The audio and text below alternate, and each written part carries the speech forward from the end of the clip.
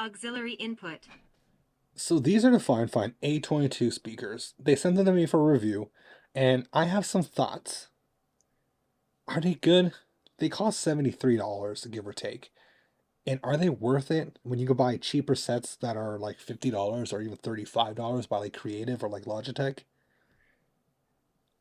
Let's talk about it. FiFine did reach out and send this to me for free so I could go ahead and give my honest review. They don't get to see this video at all, so everything is my own. And I want to give you a more like, is this really worth it? Now these retail for just under $80, and you could buy a really good speaker set for $80. But this comes with two tweeters and a sub, so you do get a nice sub mixed with this. And the question is, does this scream advanced gaming setup? Is this the best sound quality you're going to get for under $100 or under $80? Or are you better off saving your pennies and buying something else? So with that in mind, I want to go ahead and take a look at this and just see what comes in the box. Sound good? All right, so let's go ahead and open this up here. Now, one of the things that I noticed right away with this is the fact that you don't know any frequency range at all. Like, I've gone through the entire manual, right? It talks about how to connect it through your computer, through your phone, and stuff like that. But there's no frequency range described in any of these documents. There's nothing on the box. I've gone to the website, and there's nothing on the website. There's nothing on Amazon. So if you are a serious audio head or audiophile, you don't have any indication of what range or what frequency response this has. What's up, Editor Joe here, and it took me a minute, but I had found on Amazon where the frequency response is. Now, typically you get a frequency response range of like a low and a high. Apparently with FiFine, you only get the high, 10 watts, 18 kilohertz, where other speakers give you like a full power range, volume level, and a low and high. So it goes up to 18 kilohertz. Doesn't tell you the lows. I used to have big, giant JBL studio monitors here, but because of my desk space and how I've rearranged it, I can't have those anymore. So, looking for something a little more space saving, is this really it, or am I better to just sticking to wearing my headphones? So when you get out, you get a power plug. So you get a nice, it's a power plug. What more can you ask for? And you get two 1-inch speakers. So you have your typical mid and high range through here. There's no indication, and there's only just this port. So there's no real frequency. I don't know, right? So you get two of these. So let's put that here. You get two USB-C cables. Now, they do recommend to use only these cables for the best quality of sound. I don't really know why, besides there's some etchings here. Let me see if I can show you. They actually have these uniquely diced, like offset in there, right? So that way it fits into the grooves of the speaker. And actually makes it so you can't use most other USB plugs. So if you lose them, maybe SOL.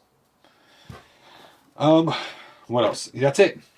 Oh, you get the audio cable, which I misplaced my audio cable. But you get like a 3.5 millimeter jack, so you can plug it into your computer system. And then you get the sub. And so here's the sub here. And here's the back. So you can actually see how it has the multiple connections in that sound. It has the two air ports. But this sticker here, all that tells you is made in China. It doesn't even tell you the frequency range. So again, I'm left as an audiophile, like I don't know what to expect. It does have a section here though where I could plug in either OTG or USB-C audio. I could do an optical cable, an auxiliary cable, and I can actually plug headphones to headphones out. So I guess that's cool. So why would you even want these speakers? I mean, obviously you want to be able to game and to sound good. And the cool thing about this, it does has 3 built-in EQ functionalities, where you could get like a movie mode, you could get a game mode, and just a standard mode. You don't get to see those audio curves, which is a bummer. Again, for an audiophile, you can't really control the sub or the bass from your mids or your highs. So, I mean, you're limited. Like you get what's in the box. You don't get any real customization. You could connect this again via those multiple connections in the back, or you can connect it via Bluetooth. So that's a really cool feature. If you're a full gamer and you like the whole RGB aesthetic, you get a bunch of different options. And one of the cool features is that the RGB will actually light up depending on the volume, and if it's like a frequency response. So it's kind of cool. Let's go ahead and plug it in. I'm going to hook it up to my computer first, and then I can hook it up to Bluetooth and see how it handles those different audios. Hey, what's up? Editor Joe again. So for the next clips, I want to show you the difference between connecting the audio via Bluetooth versus using a USB-C connection, just because I feel like it really drives home the difference between primarily using it with a hardwired connection versus that wireless connection. And I think it really works well over when it's wired. Let's take a listen.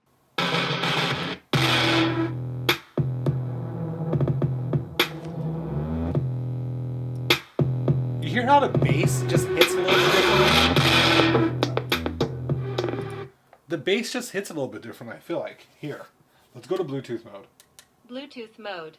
Okay, so here's the same track, the same intro, right? Connected. So I'm going to go to cracked and the same track.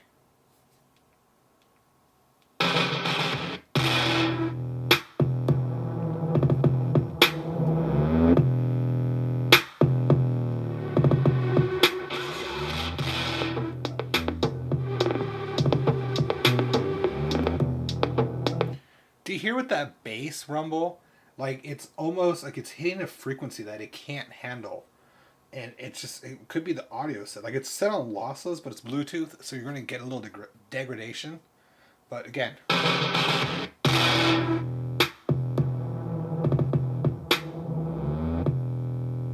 You hear a higher rumble, like it's not a clear bass sound. But if I go with USB-C, same track. We're going to do the same track.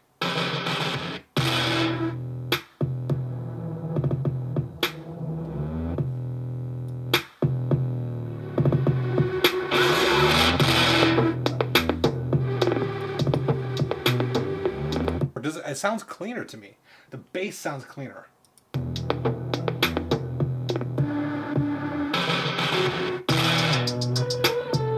Let's change the music modes. Game mode. Movie mode. Oh god. The way movie mode crushes the mids. Oh, it just like slams it, puts like a cap, a threshold. Music mode. Music mode though. It raises it.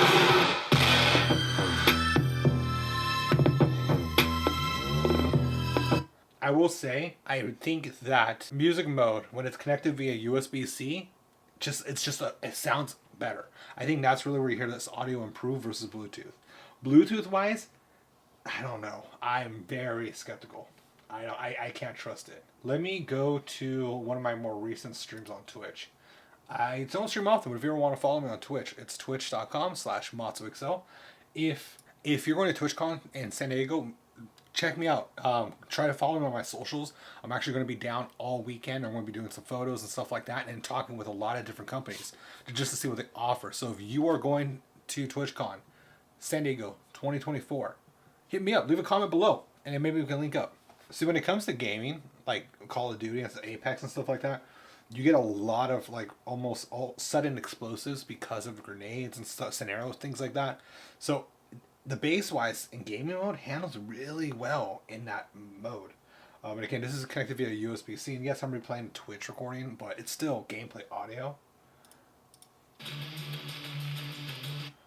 Securing objective Bravo. Movie mode.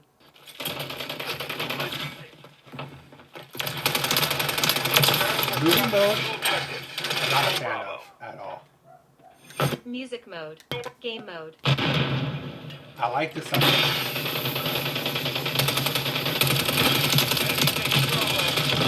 Enemy securing Charlie. That has like the right kind of concentration.